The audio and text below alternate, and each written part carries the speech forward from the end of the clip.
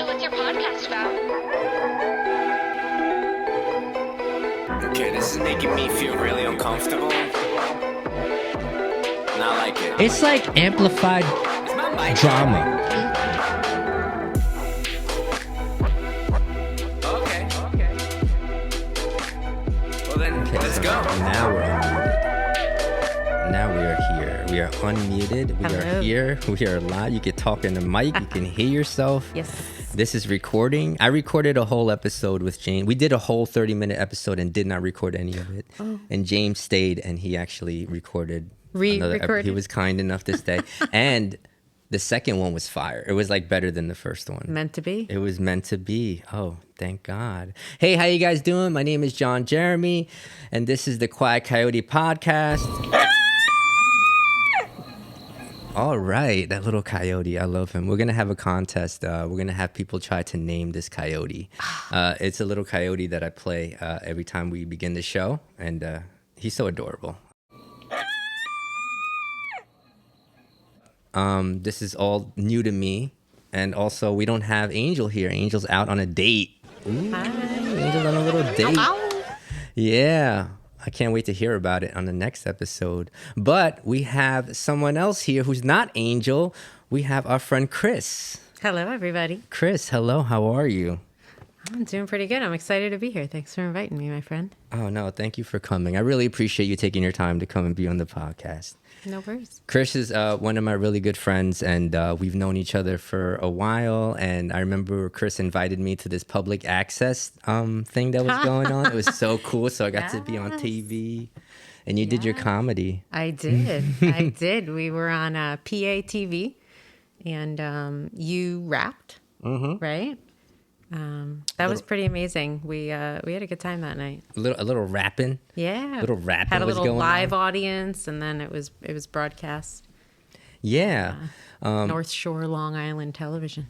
Yeah. And I always say, Chris, I think you came out of the gate as just a good comedian. Like it was good material. Thanks. There was there was a time Chris would come around with these bongos and did that was part of her set. Yeah. Well, yeah, I'd be like, oh, let me just whip out my bongos, put on my strap on, and I would strap on my bongos. Strap on bongos. Yeah, they were a lot of fun. That's really awesome. Yeah, there was a shroom bongo bit. Mm. Yeah. How long did it take you to come up with all this? Because it all already happened. You already had, and my brain is always going like nonstop. So it really is just about me writing when it pops up. If I miss it, I miss it, and it may never come back again, and that's okay. But it's the ones that I catch are the ones that you saw. I'm used to writing raps, but I wouldn't even know how to write like a joke or how does that come the same way? There's so many different types of comedy. Mine was much more storytelling. Like I did like a poem on the bongos and stuff, but mostly I would just tell messed up stories from my past. So like I said, it was when they'd pop up, then I'd write it out, and then I'd try to figure out how other people might hear it and if it would sound funny to them. Because in my brain, it's a funny story, but how does it translate, on stage? So that's when open mics come into play, right? Where you got to go and see if people are even following. If it comes up, there's times where I've said something and someone's like, "Ooh, that came off way left field. You do not want to sound like that, or like you're saying that." And I'm like, "Oh my God, I didn't even mean that." Yeah. I don't even realize how folks are going to take some of the things you say. So open mics were a big part of that process. That's so true. Well. I mean, but nowadays, I still see guys, professionals, go to open mics and You got it. You got to and do their sets. You got to play with the material and say it in lots of different ways and lots of different orders, and see what hits. There's this guy, man, I'm blanking on his name. He kind of reminds me of Norm Macdonald. He's a little famous now. He doesn't sound like Norm, but he just has that energy. And he's one of my favorite comedians now, and I'm blanking on his name. But is he on Long Island? No, he's not on Long Island. He's more famous. Yeah, like a famous guy. And I saw there was a clip online that showed it says how the joke originally starts. So he's doing it at an open mic, and then you see him do it like at a show, a bigger show, and then big, and like it showed the process of the same joke about 4 times or 5 times, and on the 5th time it's polished. He kept taking that stuff out, kept taking this stuff out. Yes, you gotta. So that's what I mean, and I admire that It's he's like he's famous and he still does, like all these guys still do it. Dave Chappelle will. I hear Dave Chappelle just goes to a random open mic in the show. city. Yeah. Or it could just be like a room. Like, yeah, you just don't know. You don't know. He'll just show up. Yep. And he's just good. It like happens. that. Yeah. It happens in Manhattan more often than around here, but it happens. But with your stories, so you had, like, are they written stories and you're like, all right, this, like, for word, I have to say this story like this, or you just have, like, bullet points of, like, and then just kind of go off the cuff? Bullet points and go off the cuff. There you go. Yeah. And just kind of go in there. See what happens. But there were some stories where those bullets were more defined, and it was very important to hit in a certain order. Comedy is all, interestingly, about surprise. People like to not know what you're about to say, and that's what makes it funny. So you have to often set it up in a way that they don't expect what you're about to say. And you can accidentally give it away with one little word in one wrong spot, and you miss the whole punch. The punchline is the main part about it. I heard it's the surprise of the punch, though. People don't realize that usually. You're sitting there, you're laughing, you love it, and you don't realize it's because I didn't expect he was going to say that. Yeah. Oh, man. I wish I was better with names. I just know comedians. I'm similar. I watch them and I love them, but I don't know who they are. Yeah. Man, he got a weird name too, but I mean, everyone out there knows him anyway. He just like he does these dark jokes. Like I would call them kind of like dead baby jokes back in the day. That's what we would say, but like it's just he just says something and then it's dark. It's literally just every joke is a twist to like, but it's like super dark. But he's pretty funny though. But I forgot the name of it. Yeah. But yeah, so you found it easy to like go off the top of the head with remembering these jokes. Like no, I actually found that to be one of the hardest parts because I would go blank sometimes. Yeah. Yeah, that's tough for me, remembering the lines or the order. Like I said, in comedy, order is really important. So making like, sure you hit it. When you're going, and then you just like, what and then comes next? Yeah, you got to have it lined up. And if you don't have it lined up and you're getting close. You're A, B, C, D, and you're like, A. What's E? Oh, man, what's E? You're like sitting there and just like kind of. That's when bombing ends up happening. And you know, it's not a terrible thing to bomb because statistically you're going to. So it's always nice when it happens at an open mic. Yes. And not a show. Yes. I always looked at it as a positive when it happened at an open mic. I was like, you know what? Get it out of the way. You know, folks, everybody bombs. Some people more often than others, but everybody does. So it's not a bad thing to get it out of the way. Now you know you're going to do good next time. That's exactly why a lot of us do open mics. Yeah. Whether you're comedian, poet, singer, rapper, whatever. Like I know for myself, I was supposed to perform for the veterans. I don't know what year it was, 2016 or 2013, whatever. And it was like a lot. It was like 500 veterans or something like that. So I was practicing some songs that I haven't done at open mics. So I remember some of the songs I hit, but some of them I'm totally messed up and bombed. But like I told myself, I'm like, that is not going at the set that I have to do at the end of the month. No. So like that's what this is the practice. Yeah. Because I was like, it's better to bomb in front of 25 people than 500. Yep. And that's why we do it. That's what I'm saying. That's why we do it. That's what I'm saying. Before I hit record on the podcast, we were talking about like the OCD stuff. Do you think that takes a big effect when you were writing it, like concentrating, or when you're up there? Do you get distracted? Ooh, I know I did. I know I do. That's why I practice so much.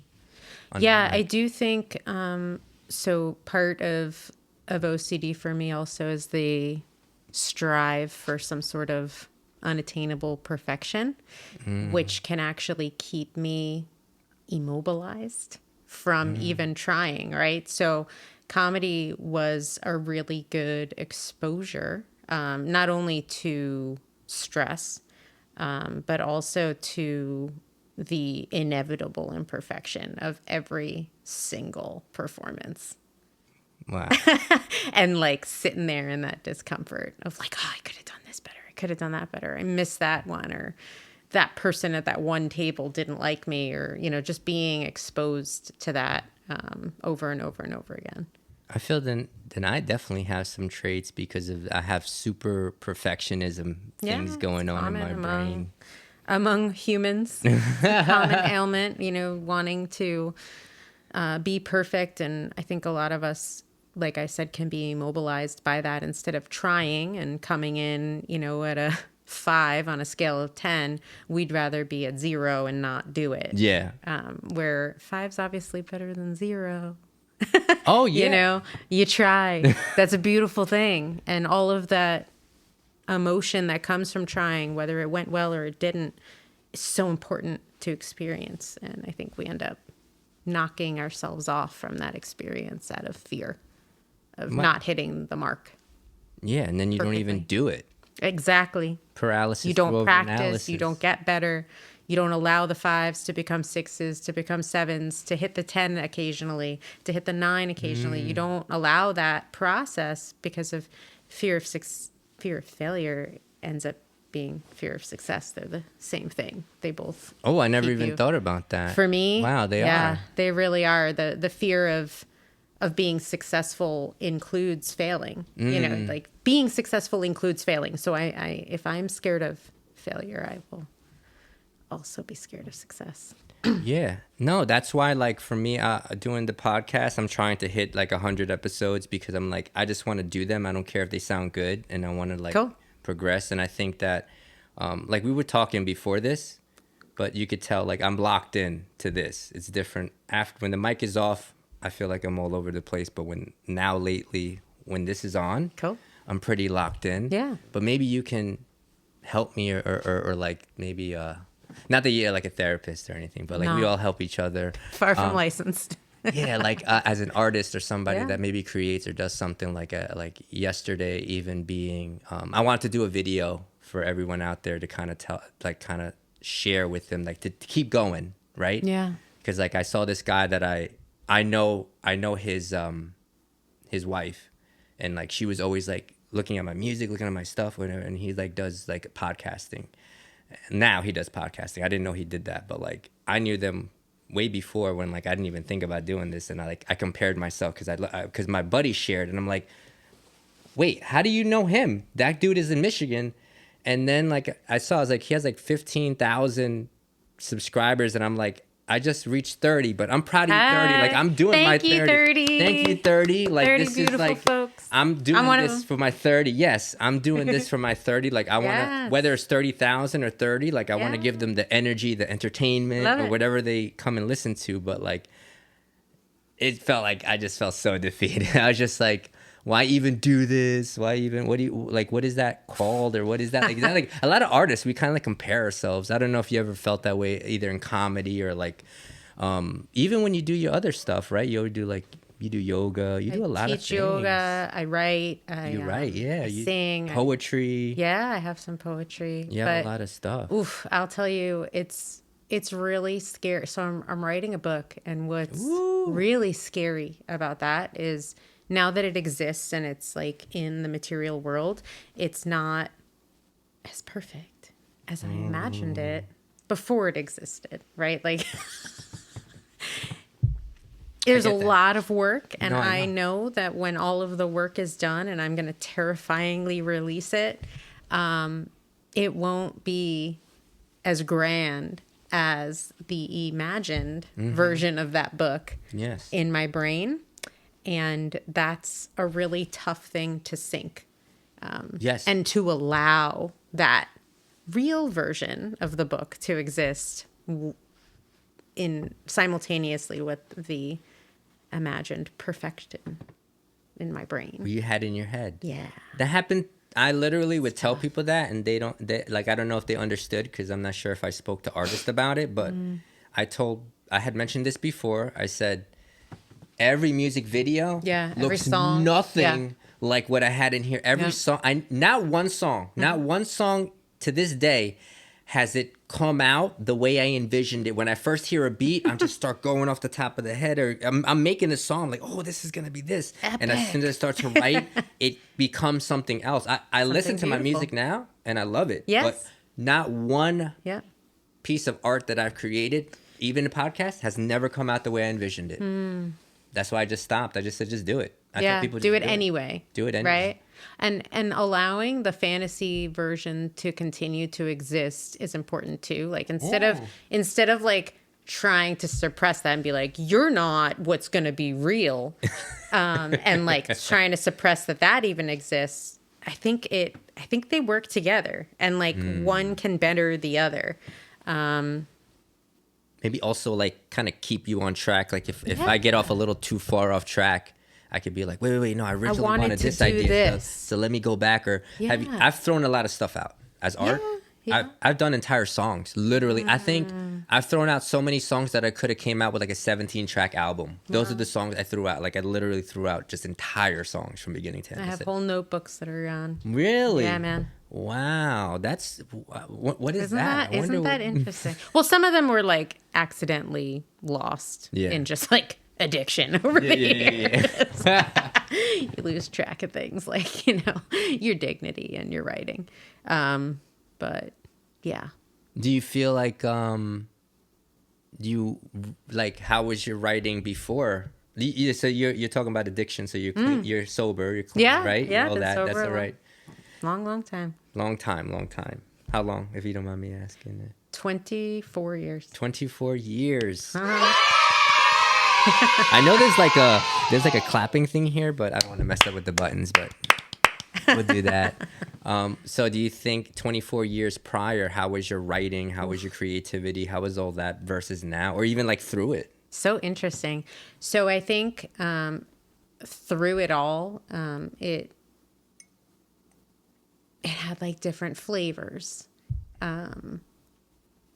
Desperation. What's really cool, but what I really like to do sometimes, because desperation still exists for me in my life today. It just might look a little different. Like I'm not homeless or destitute or miserable or shooting up or whatever. Like I'm not doing things connected to active drug and alcohol addiction. Yes. But desperation still exists. So tapping into that darkness to still allow it to be expressed is pretty cool. So I think that the darkness has always been there. There's just a lot more light in the writing nowadays because I've experienced a lot more light. So it was really, really dark and only dark at those times. And now that you're saying it, I'm thinking, what if like anything that you wrote about the light was kind of like inspiring, and then now even you're in like a recovered place, and when you feel down in a recovered place, probably the dark seems more like, wow, like I can. There's something on the other side of it that you can speak to. Yeah. I could not speak to that before. Oh, nothing. You didn't have anything. I had nothing. You had no hope. No. Oh, okay. You were done. You were cooked. Done. Yeah. So like being able to speak to and having experience with the other side definitely changes how the writing comes off, I think. Do you ever feel, let's say for me, I had a friend that like lost a partner, maybe they died or like they just had a breakup, and even though I'm not going through the breakup, for some reason I felt so empathetic that I would write a song about a breakup. Has that ever happened to you? Have you ever felt like some sort of I don't know if it's empathy or just like that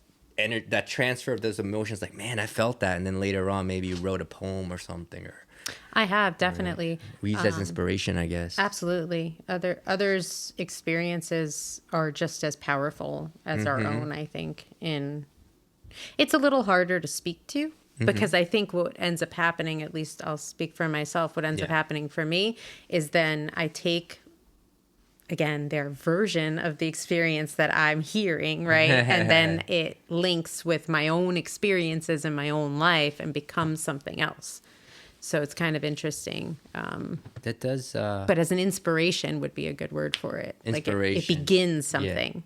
And then my own interjection.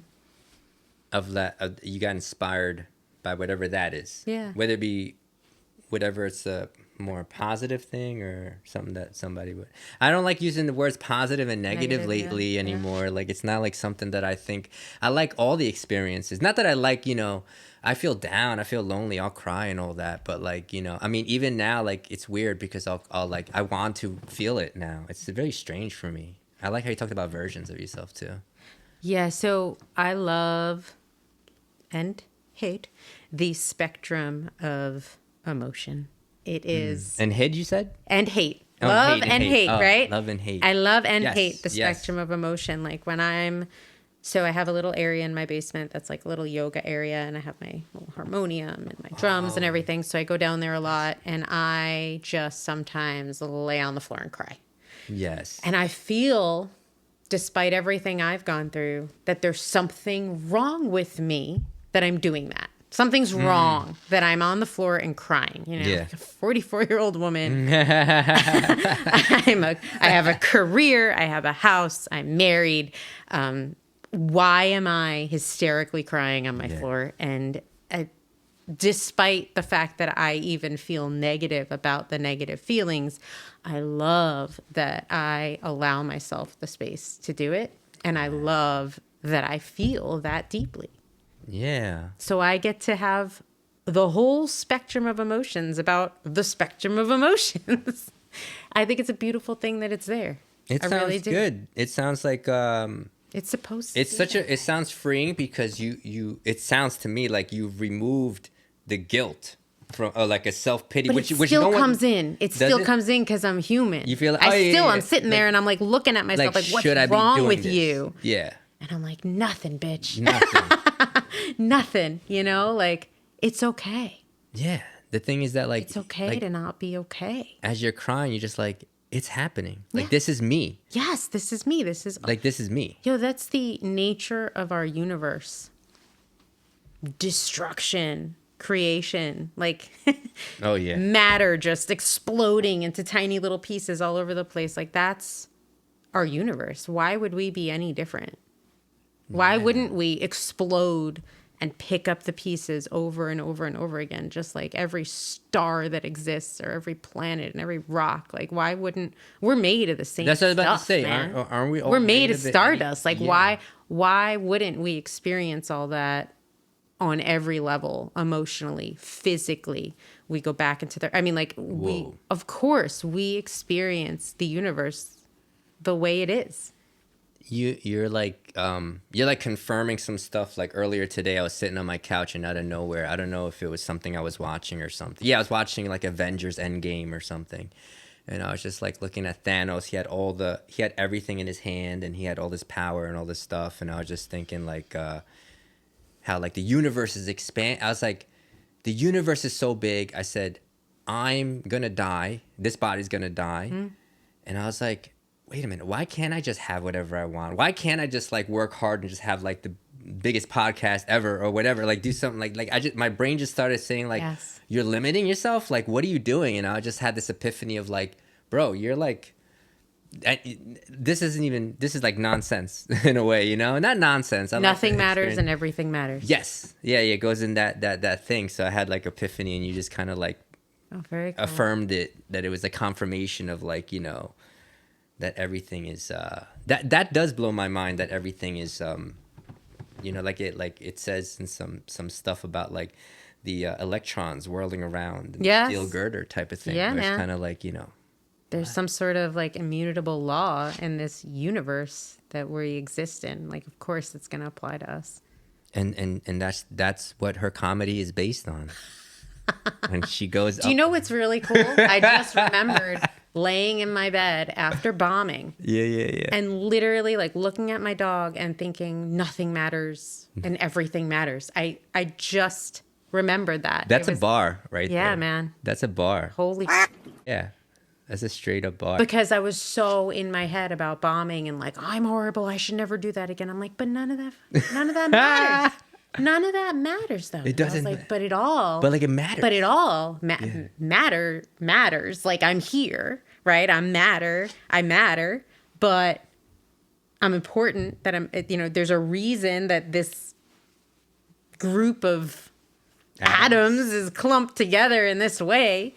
But also none of it matters in the way we think it does when it's harming us. I think it's so interesting. Do you feel like going back to you talking about laying down, I'll just lay down and I'll cry. Yeah. And like there doesn't need to be a reason. It could just be. For Yeah. you, have like when you went down to do like when you went down to let it out. Yeah. Did you ever feel like it was for any particular reason, or just I just needed it out? You know, it's funny. My brain has a way of formulating a reason, and like if I'm uncomfortable and something's coming up, and a person exists in my vicinity, I will find a way that you are making me uncomfortable in some way, and then that becomes the reason. And so what actually going in my basement and crying about, I don't know, the thing my husband said, or you know, just the way it went at work or something, like that will feel like the reason because I was uncomfortable. What I find is I sit, I cry, and I'm like, oh, like it was just there. And I attach other things to try to make sense of it. Yeah. But it was just a feeling that needed to come out. So I get angry because I have some sort of feeling and I need to make sense of it.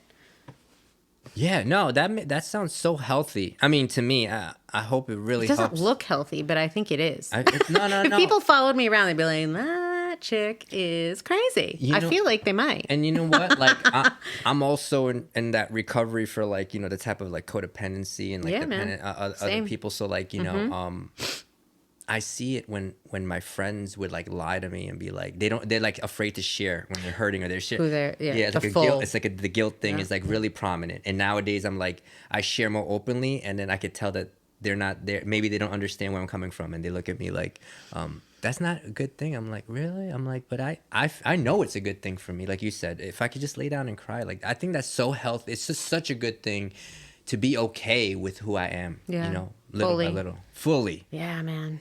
And I am good and bad. You know, I'm made of both. Yeah. There's a word, agathocacological. Yeah, so I love everybody look that up. Your assignment is it's a real word. Go into the comment section. Agathocacological. All right, can you spell that? I can. Can I spell it like off the top of my head? If we go slow, maybe. Really? If somebody said, Chris, we will give you $1 billion to spell it. They like this is your AGATHO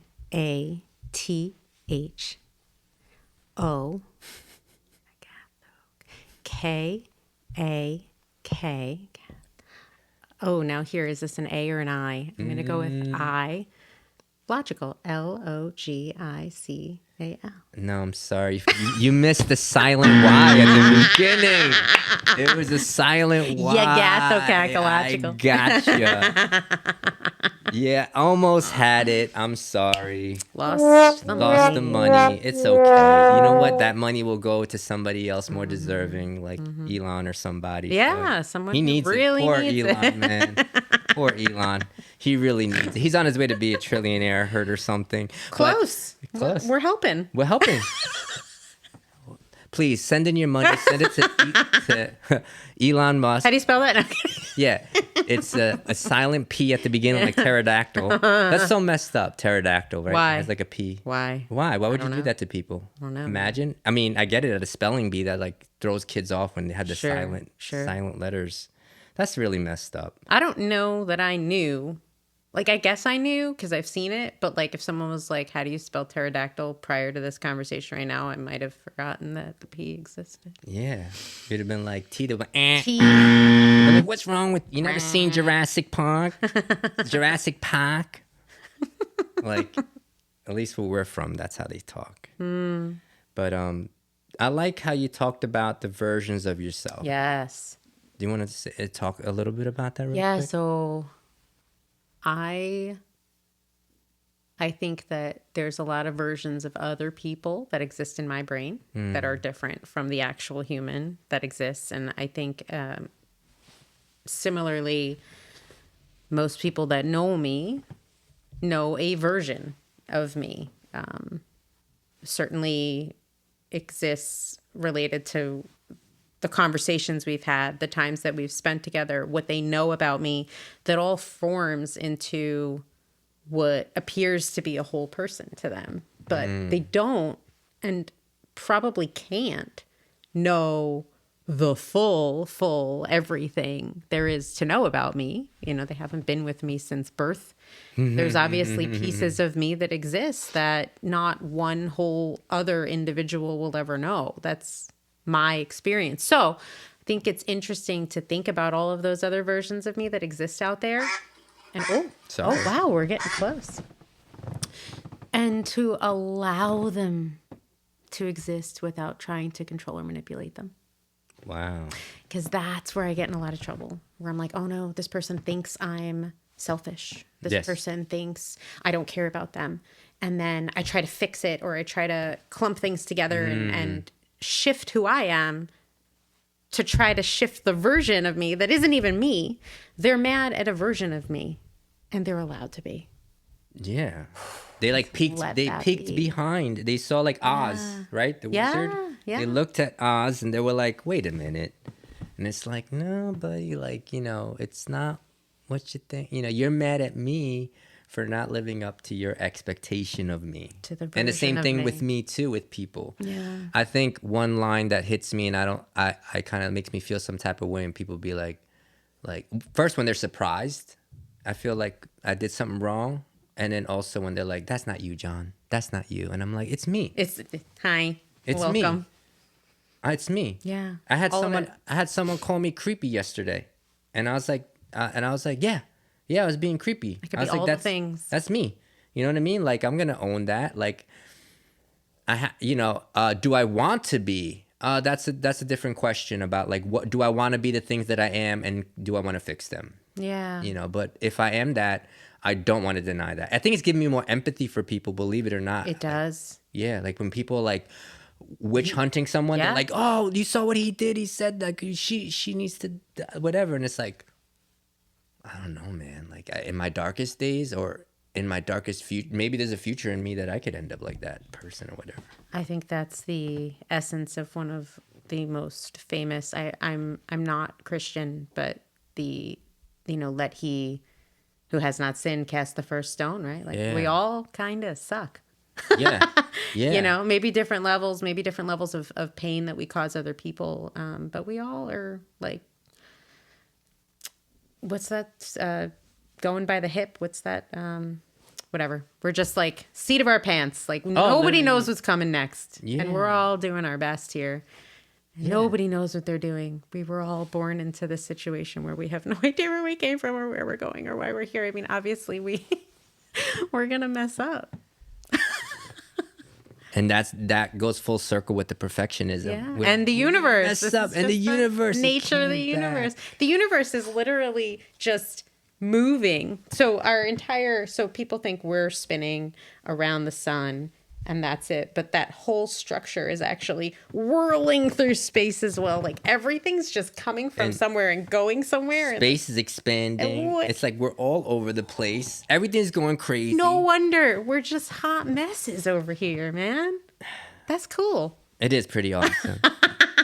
Let yourself be a hot mess. I love it. Love the mess. I love There's the a mess. message. There's a message in the mess.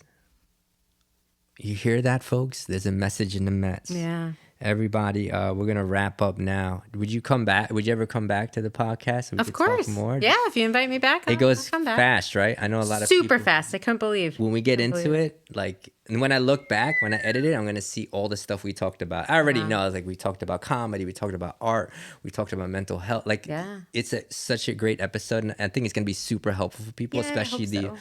So, thank you so much for coming. Usually, I end it with asking our guests to if there's like an affirmation or final words. I used to, like, at the end of my first few episodes, I'd say don't do drugs, but then later on I expanded it to, I already have one in my head. So if you want me to go, you can go. Why don't you share it?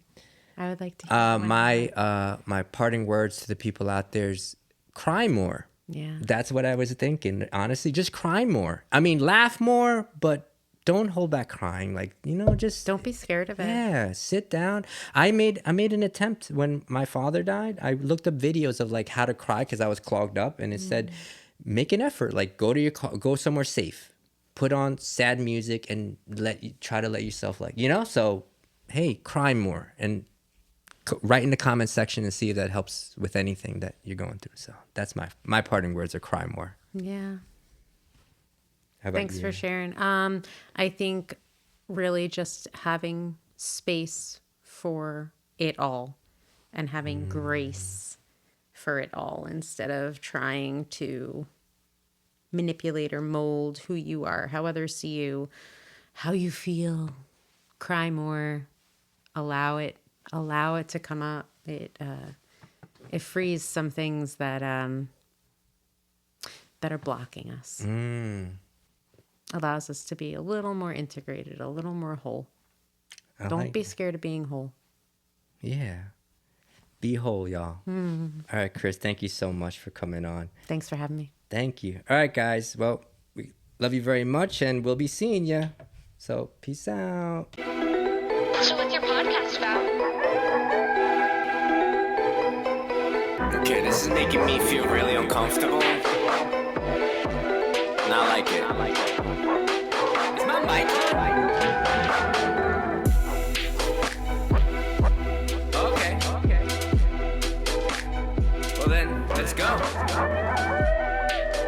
Hey, everyone, look here. Quiet coyote. Quiet coyote.